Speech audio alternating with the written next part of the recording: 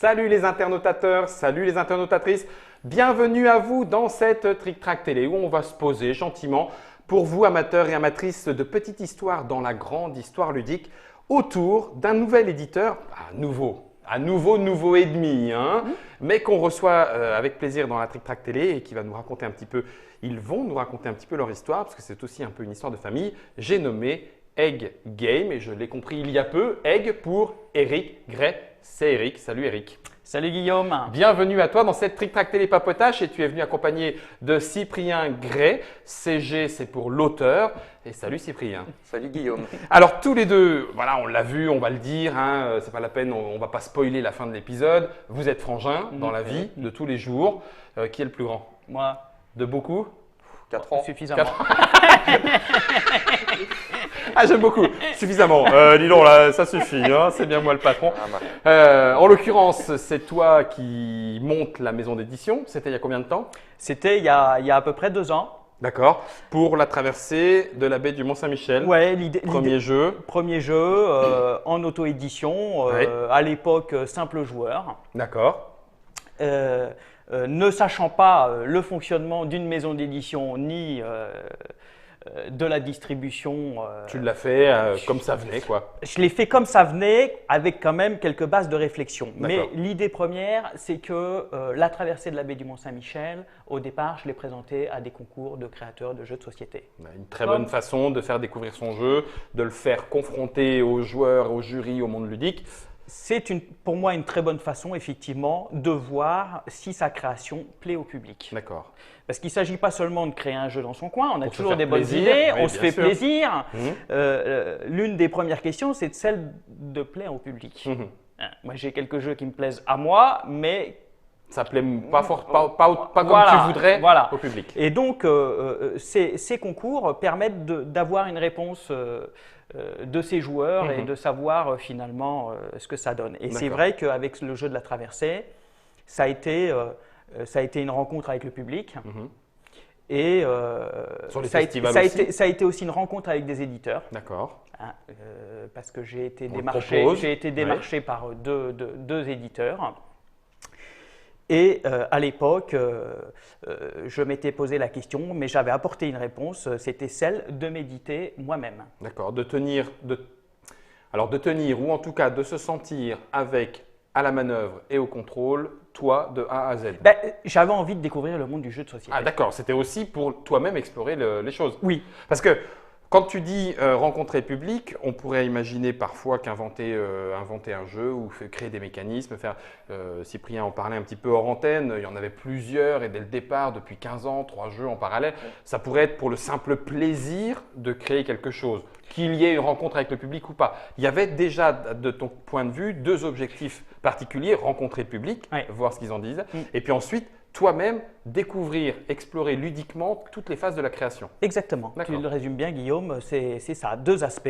Le premier, en tant qu'auteur, aller au bout de son projet. Et le deuxième, en tant qu'aventurier, découvrir l'univers du jeu de société. Qu'est-ce que c'est de monter sa maison d'édition? Quels sont les acteurs de ce marché et comment ça se passe? Ouais, j'entends bien. Alors du coup, je vais poser la question. À côté de ça, il y aurait une question. Est-ce que du coup, tu en vis? Non. D'accord. Donc à côté de ça, il y a quand même une activité professionnelle qui te permet de vivre par ailleurs et puis en plus le côté egg game. Donc quel est ce métier si c'est pas indiscret? Alors moi, je suis ingénieur packaging dans le domaine de la cosmétique. D'accord. Et c'est ça qui m'a aussi incité à aller de l'avant et à aller produire mes jeux, ayant des connaissances des process de fabrication, des process d'impression. D'accord, donc tu partais pas de zéro non plus. Là-dessus, je partais pas de zéro. D'accord. Donc quand j'ai eu l'idée, je me suis dit maintenant passons à la réalisation. Et j'entends. c'est aujourd'hui pour cela que j'ai voulu proposer un format de boîte pour me démarquer. Un format de boîte, le Slimbox. Slimbox. Format trilogie bande dessinée. Bougez pas. Hop, voilà, Slimbox. C'est grosso modo la moitié des boîtes en épaisseur, la moitié des boîtes classiques qui font à peu près le double, les grosses boîtes. Je me suis toujours dit au départ, je me suis dit mais pourquoi vendre une grosse boîte avec peu ou prou de matériel. Avec parfois du vide. Voilà.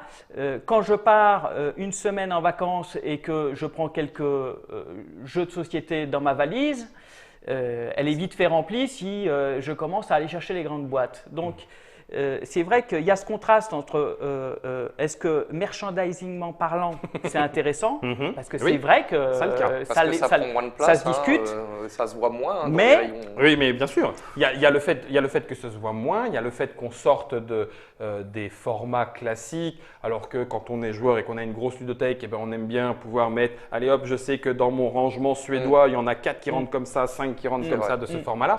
Donc c'est un risque. On sait aussi qu'en termes de quantité… C'est pas un risque, comme ça il fera un cube juste avec les tiens. Voilà, c'est ça. Et il en mettra plus. Voilà. Oui, c'est vrai. En l'occurrence, il en mettra plus. Donc du coup, il y avait un métier. Cyprien, toi, du coup, tu as changé de métier Alors j'ai changé de métier, oui. Bon, à la base, je suis ingénieur en informatique électronique. Ouais. Ce sur quoi j'ai bifurqué sur l'enseignement. D'accord. J'ai été prof de maths pendant plus de 6 ans. Ouais. Et puis effectivement, métier passionnant mais Fatigant. nerveusement fatigant. Tu disais non, fatigant, épuisant. Fatigant. Tu as rajouté le nerveusement, j'aurais dit Voilà. nerveusement et fatigant tout court. Fatigant tout court, mais voilà, exactement. Donc j'ai bifurqué. Aujourd'hui, je suis resté dans les chiffres, je fais de la comptabilité. D'accord. Et du coup, je suis resté à l'éducation nationale, je m'occupe des comptes de plusieurs collèges et lycées. D'accord. Donc en l'occurrence, Egg Game, ça reste Eric. Cyprien, tu n'as pas, bien sûr, tu y participes, mais tu n'as pas de part déclarée. Non, moi de toute façon, ma place là-dedans, elle est claire. Je suis auteur et je ne veux être rien d'autre que ça. Et donc, je délègue tout ce qui incombe à l'éditeur pour le reste. C'est lui qui fait le reste. Oui, du coup, toi, Eric, tu voudras en faire… Si les choses sont amenées à se développer, ou est-ce que ce n'est pas du tout un objectif d'aller jusqu'à dire je peux laisser tomber parce que je me mets à 100% sur Egg Game ou pas? Moi, je vis une passion et le but, c'est de partager cette passion. Le but est de ne pas chercher forcément à en vivre. D'accord.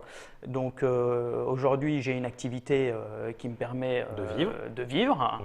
Et ce qui m'intéresse, c'est de partager des moments ludiques entre joueurs ou sur des festivals et de proposer une offre qui vous convienne, qui nous convient, qui soit un petit peu différente, on l'a dit, notamment sur les formats de boîte, et aussi une offre sur nos thématiques. D'accord.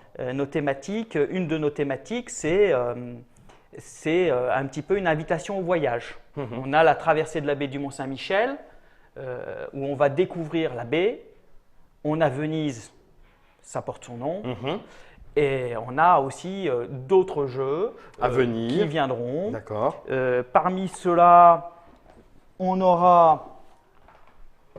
Allez, je le montre. Il s'agit juste d'une maquette prototype peinte à Tour Eiffel, où on est le peintre, où on est un peintre qui participe à la prochaine campagne de rénovation de la tour. Exactement. Et donc, il s'agit d'un petit jeu de majorité le deuxième pour format. Un public plus averti. C'est le deuxième format. Alors, si on regarde bien, le deuxième format, on en met 3 côte à côte pour former… dis donc.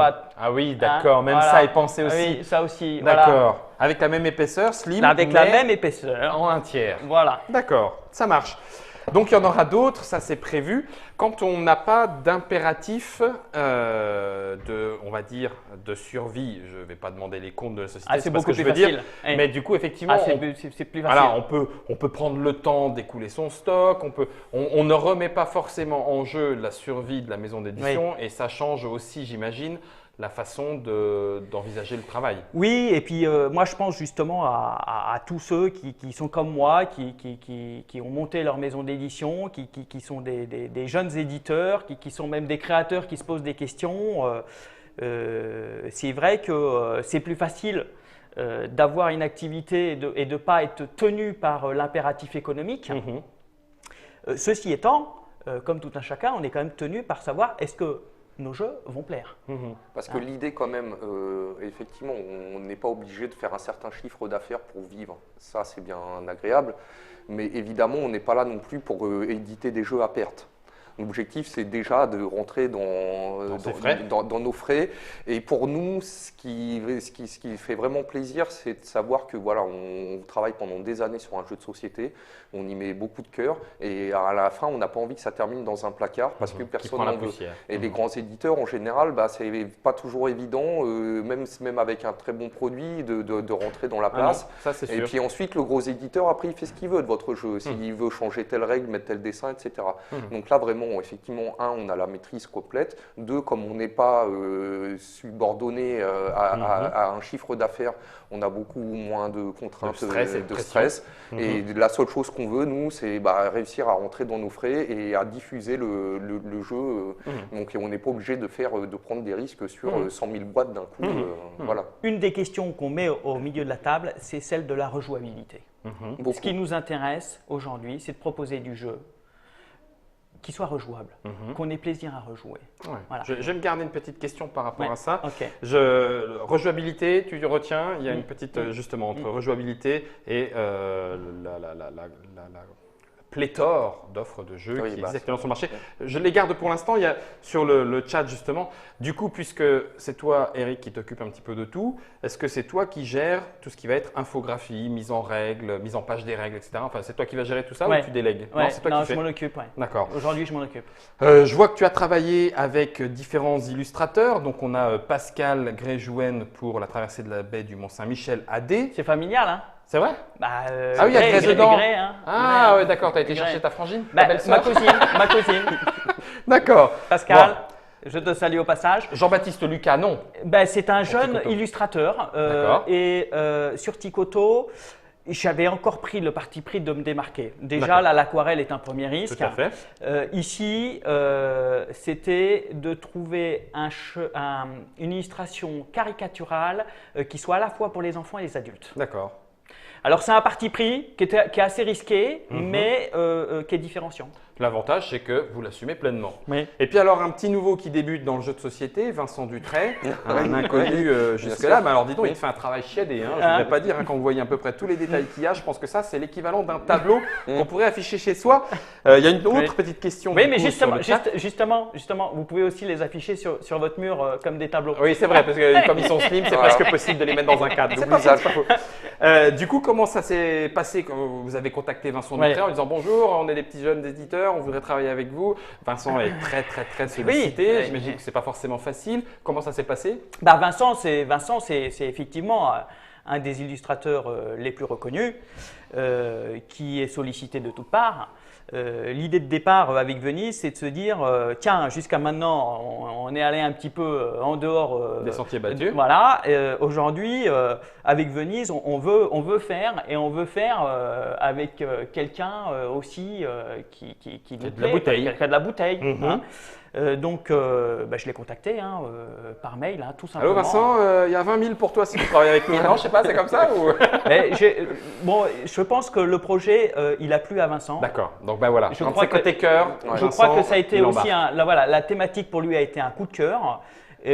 Sachant que contractuellement, j'ai fait ce que fait tout le monde. Je n'ai pas du tout recherché pas cherché à quoi que ce soit pour l'attirer davantage. Voilà, je pense que je lui offre des conditions peut-être même meilleures que d'autres. Alors après, je lui souhaite. Je ne sais pas. Non, mais en tout cas pas pire. D'accord. Ça, c'est aussi une volonté de ma part. C'est celle que tous les acteurs qui partagent le dossier doivent être rétribués correctement. Eh bien oui. Oui, parce que il s'agit pour moi. Moi, ma plus grande satisfaction aussi, c'est de fédérer les auteurs avec Cyprien, les illustrateurs. C'est prendre plaisir. Voilà. Au-delà de la démarche économique a peu d'importance pour moi, si ce n'est qu'effectivement, comme je te le disais, il faut réussir à assumer le projet, mais que chacun puisse aussi profiter de ça. Donc Vincent, il a eu un coup de cœur, il a dit OK, on s'est entendu. Ça a été un travail rapide, efficace, parce qu'il intervient beaucoup sur l'ergonomie et il nous a apporté son expérience. Et ça, c'est vrai que c'est très intéressant. de se construire, de ne pas commettre les erreurs commises précédemment. Et on apprend. Voilà. Ouais, j'entends. Sachant qu'il y a tout un aspect quand même aujourd'hui que je découvre, c'est comment bien communiquer avec un jeu de société. Écoute, tu as trouvé la porte de Trick Track, ça me paraît déjà… Non, j'abuse en disant ça. C'en est une. C'est une étape et on apprend aussi en passant par les différents médias qui peuvent parler de jeux de société, bien évidemment. Mais Trick Track en est un. Ça fait plaisir d'un coup de pouvoir raconter un petit peu cette histoire. Si je remonte un petit peu en arrière, on a parlé de 15 ans. Tout à l'heure, Cyprien, tu disais 15 ans, développement de 3 jeux. Ça ferait même peut-être déjà 20 ans maintenant. D'accord. En l'occurrence, ça veut dire que vous êtes joueur. Oui. On est joueurs avertis. Joueurs de tout. Enfin, si Alors, Catan, Carcassonne, s'il fallait que je résume, déjà, on a grandi dans la marmite du jeu. D'accord. Familialement parlant. Familialement, on aimait bien le week-end sortir un Monopoly, sortir un jeu de cartes. Les classiques de l'époque. Les classiques de l'époque, exactement, le risque, tout ça. Vous êtes de quel coin ? Basse-Normandie, à côté du Mont-Saint-Michel. De fait, ça marche. Donc déjà, il y a eu une culture du jeu familiale. Okay. Et ensuite, effectivement, Eric et moi, on se retrouve dans des week-ends qu'on organise avec des copains. 2 fois par an, on fait des week-ends de jeu. Et puis, tous les soirs, moi-même, toute la journée… On fréquente boîte à jeux, c'est ça que tu veux dire ? Voilà, exactement. Pour moi, c'est ma bouteille d'oxygène, je ne pourrais pas vivre sans ça. Non, on fait partie de cette communauté de joueurs avertis. Donc on aime le gros jeu. Vous suiviez Trick Track, vous connaissiez vous aviez pas forcément Trick Track d'ailleurs, mais un canal d'information pour les nouveautés, les traductions, voilà. Donc vous aviez déjà stéro, jeux de cartes aussi, jeux de figurines, jeux vidéo, jeux de cartes, pas de jeux de figurines. Pas de jeux de figurines. Pas de jeux de figurines. D'accord. Voilà, jeux de cartes, jeux vidéo, jeux familiales et tous ces jeux stratégiques qu'on trouve, qui nous nourrissent encore aujourd'hui. Tiens, je le cite parce que franchement, depuis quelques années, je trouve que c'est vraiment une belle chose qui nous a faite au travers de Myrmes. Et d'autres jeux aussi qui sont comme ça stratégiques où il y a un plaisir constant de renouvellement. D'accord. Voilà. Ça tombe bien. Super, impeccable. On parlait tout à l'heure de rejouabilité, de renouvellement dans le jeu. Il s'avère qu'actuellement, malgré tout, l'offre de jeux de société diverses est pléthorique, qualitativement plutôt élevé, même si du coup un bon jeu ne devient presque plus qu'un bon jeu au milieu de plein d'autres bons jeux. Il y a une petite course entre guillemets à la nouveauté, ou en tout cas on aimerait pouvoir jouer un petit peu à tout parce que la plupart du temps on est des passionnés donc on a envie de jouer à tout, ça devient de plus en plus difficile. Mais du coup on pourrait se poser la question, pourquoi faire un jeu très très très rejouable, sachant que peut-être dans la majorité, ou alors c'est le prisme déformant du joueur qui parle, on va y jouer 1 fois, 2 fois, puis on va jouer à une autre nouveauté. Alors, d'abord, il y a une contrainte économique. Tout un chacun ne peut pas se permettre d'acheter un jeu pour le jouer 1 fois, le mettre dans une bibliothèque et racheter une nouveauté. D'accord. Donc déjà, il y a quand même une grosse partie de joueurs qui dépensaient 35 € dans un jeu de société, c'est une somme. Et il faut que ce soit rentabilisé. Je comprends. Il faut que le jeu, pour moi, il faut qu'il fasse au moins 5 parties minimum. Enfin, sinon, je te comprends. Quand je dis minimum, c'est bien du minimum. Voilà. Et je ne vais pas balancer le nombre de jeux de société où une partie c'est fait, c'est bien, on s'est bien amusé, mais je n'ai pas spécialement envie d'y rejouer. Oui. Donc nous, effectivement, quand on a travaillé, on a quand même quelques petites lignes de conduite dans la maison d'édition et game, qui est notamment le côté de la rejouabilité. On a aussi, je le précise parce qu'on a beaucoup discuté de ça avec Eric, sur le principe des mécaniques d'interaction entre les joueurs. Nous, on s'est donné une interdiction, c'est de mettre des interactions négatives ciblées sur un joueur parce que ça apporte beaucoup de frustration. Petit héritage entre guillemets à l'allemande, pas tout à fait non plus parce que l'héritage à l'allemande fait qu'il n'y a pas forcément d'interaction directe, il peut y avoir de l'interaction indirecte, mais pas forcément, ça veut dire que vous ne vous refusez pas de l'interaction, mais ce que vous aviez appelé de l'interaction positive. Oui, il ne faut pas que ce soit dirigé contre une personne qui devient le bouc émissaire de la table, ça perd du plaisir, surtout quand on a autour de la table des parents, des enfants, voilà, des moins un joueurs, contexte familial. Si on est en contexte averti, pas de souci. On veut garantir la bonne ambiance. Voilà. Et au-delà, nous, en tant que joueurs avertis, on le connaît pertinemment parce qu'on a aussi ce plaisir à se jouer, exactement. Mais autant dans ce qu'on propose, on ne veut pas aller sur ce terrain-là. D'accord, parce que ce n'est pas ce public-là que vous visez au départ. C'est ça. Ça marche. Du coup, entre traversée du Mont-Saint-Michel et puis Tikoto et peut-être même Venise, il y a aussi une petite différence, c'est que vous avez trouvé un distributeur, ce qui n'était pas le cas initialement. Oui, alors avec la traversée, en découvrant tous les métiers du jeu de société, j'ai pu aussi comprendre qu'il y avait certaines facettes qui ne m'intéressaient pas et dans lesquelles je n'étais pas forcément bon. Hein. Disons-le. Ouais, disons-le. Je vais dire. Mais non, voilà. Et notamment sur la partie communication-distribution, j'ai pas mal de choses encore à travailler. Donc avec Venise et Tikoto, pour moi, c'était l'occasion de trouver un distributeur. Et c'est là qu'on s'est croisés avec Didier. Et une fois encore, vous avez sur Trick Track la partie de Venise, vous avez aussi l'explication de Venise. Didier en raconte un petit peu, on va le résumer ici pour le papotage. C'est une histoire, pour le coup, ça se passe régulièrement dans le monde du jeu actuellement. Les différents intervenants sont accessible, on se rencontre le long d'un festival, on discute, on se retrouve à partager un café ou un repas parce qu'on se trouve embarqués dans le même repas ensemble. C'est ce qui s'est passé un petit peu avec Didier Jacobet de Sweet November au final, en disant « Ah bah tiens, finalement le jeu est beau, le jeu est bon, s'il y a besoin, en gros, on est là ». C'est ça. C'est ça. Et puis moi, j'ai aussi une activité professionnelle qui me permet pas de m'exposer au maximum pour profiter. Et donc, c'était une bonne rencontre. C'est une bonne rencontre de travailler avec Didier Sweet November sur la cette distribution.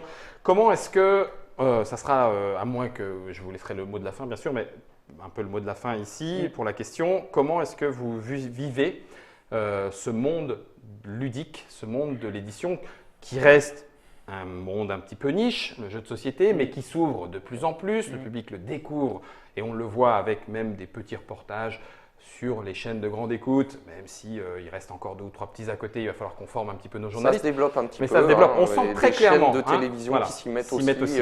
Donc on sent que ça se crée, ça s'ouvre. Le financement participatif permet à chacun d'y croire. De plus en plus, on a envie d'essayer. Vous en êtes la preuve. On finit par dire j'ai envie de tout maîtriser, j'ai envie d'explorer. Comment est-ce que vous sentez au milieu de ce foisonnement, voire même ce tourbillon qui pourrait du coup t'amener à être noyé? Comment vous à l'aise. Vous sentez À l'aise. À l'aise. On se sent bien et je pense que c'est ça qu'il faut. Alors, on se sent bien parce que on est content de nos créations et que nos créations plaisent au public. Et je crois que ça, avant tout, c'est une première récompense. C'est une première récompense. Et pas besoin de rêver grandes choses. Nous, on n'a pas de pression. Hein. Tout ce qu'on veut, c'est exprimer notre passion. Déjà, au quotidien, c'est un plaisir. Moi, le soir, quand je rentre du boulot, c'est un plaisir que d'être sur mon ordinateur à tapoter les prochaines règles de mon prochain jeu. Au cutter, de préparer les maquettes, d'appeler les copains. Allô, tu viens essayer mon jeu, tout ça. Mais il faut qu'il y ait un aboutissement. Et l'aboutissement, comme on est auteur et puis éditeur et puis maintenant on est associé avec Didier pour la distribution, et ben on a une autonomie complète de A à Z. Ensuite, comme on a un boulot et qu'on n'a pas besoin de faire du chiffre, et ben on n'est pas pressé. Et nous, tout ce qui compte, c'est quand on va sortir un jeu, c'est parce qu'on sait qu'il est bon, on sait qu'il y a de la rejouabilité, on sait qu'il va faire plaisir. Maintenant, est-ce qu'on sait qu'on va marcher? C'est le seul problème aujourd'hui. Comme tu disais, chaque année, tu as au moins 500 jeux qui débarquent comme ça sur le marché. Venise, il est coincé entre les 500. Pourquoi le nôtre plutôt que celui d'un autre? Tikoto, machin. Maintenant, après, nous, on a fait le maximum, on fait ce qu'on a pu, on est là pour en discuter, et puis après, c'est le public qui choisit. Oui. Après moi, je trouve qu'aussi, pour parler de moi, ça m'a permis de me sociabiliser. Ça veut dire, plutôt un peu thérapeutique. Peut-être le côté un peu casanier, de temps en temps peut prendre le dessus. Là, ça t'a obligé à sortir. Exactement, à sortir. Jeu de société. Voilà, c'est ça, à rencontrer. Et l'un des plaisirs, c'est justement de s'asseoir à une table, de jouer avec les gens. De partager un moment, de rencontrer d'autres auteurs de jeux, parce que ça aussi, finalement, il n'y a pas tant de concurrence Pas au sens en tout cas… c'est une question que je me suis posée au départ. En arrivant, je me suis dit, mais comment est cet univers? Est-ce qu'il y a cette concurrence difficile? Et au fond, moi, je ne la vis pas comme ça. Je trouve qu'il y a une saine concurrence, et je ne veux même pas, au fond, je peux enlever le terme de concurrence, et on amène chacun des idées, on fait partager ses idées, et il n'y a pas cette idée de compétition d'un jeu par rapport à un autre. Donc tu ne te sens pas en compétition même par rapport à un gros Asmodée, un gros Yellow, un gros X, un gros Y, on ne joue pas dans la même cour, peu importe, ils font leur truc, nous on fait le nôtre. Exactement, exactement. Moi je vis pas dans l'amertume de ces gros éditeurs qui aujourd'hui ont compris comment ça fonctionnait, qui en termes de communication sont très bons et c'est légitime, qui font des choix, qui ont de l'expérience. Ils ont leur raison d'être, et qu'on fait leur place, je veux dire. Oui, qui n'est pas forcément usurpée. Pour moi aujourd'hui, et c'est comme ça que je le vis, et je pense que la plupart des acteurs que je croise d'ailleurs sont du même ressenti, c'est que chacun a sa place. Le public est là aussi pour apprécier les différentes créations. Des uns et de chacun. Après, c'est vrai que je me rends compte qu'effectivement, le jeu de société est quand même relativement niche. Oui, que finalement aujourd'hui ça se développe, ça tend à se développer. J'ai même tendance à penser que peut-être que la tablette peut aider.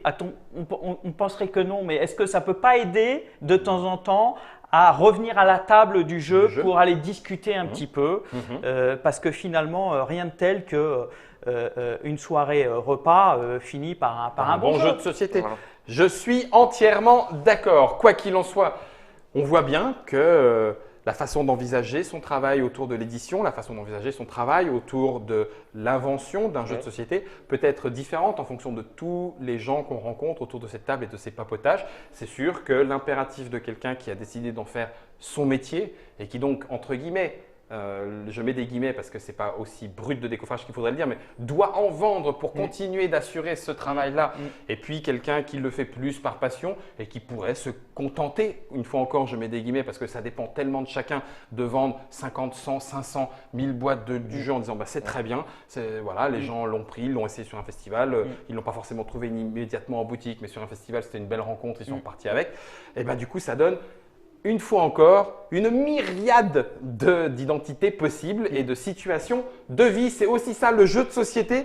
Merci beaucoup à Cyprien, merci beaucoup Eric. Merci Guillaume. À tous les deux pour cette petite histoire de Egg Game, l'éditeur, avec la traversée de la baie du Mont-Saint-Michel à D et non pas à pied.